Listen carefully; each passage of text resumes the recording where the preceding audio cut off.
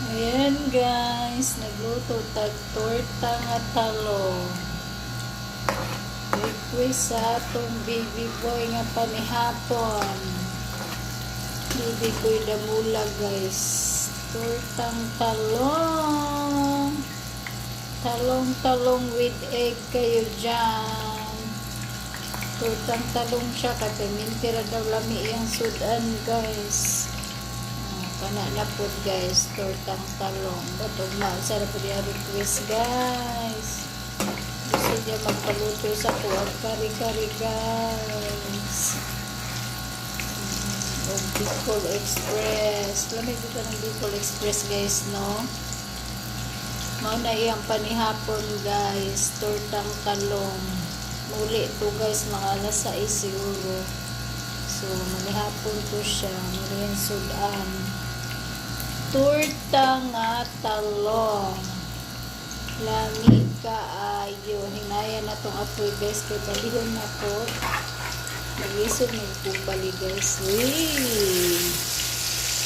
Okay. Nabali na to guys. Tortang talong. Yummy, yummy. Sakto dyan ang luto guys. Brown na siya guys. Muna kong ganahan nga luto guys. Di ko na gusto puti pa guys. Lami kayo ni guys. Sustansya ng tortang talong. Maglaga akong egg. Kaya request po niya nilagang egg.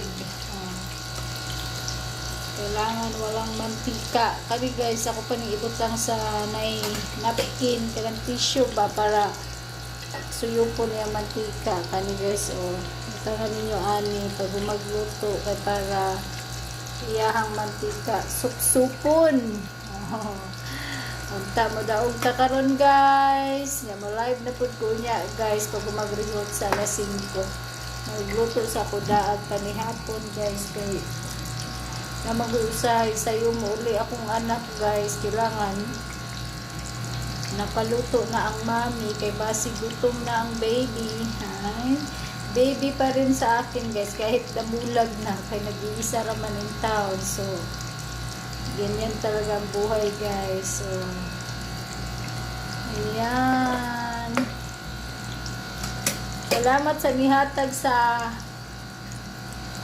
20 ha. Sa mga nihatag barato sa 60 nagbadaugon po sila sa sweet 2620 man ilaha ang resulta is 920 so nagbadaugon sila katong yatag mga barato sa ako ang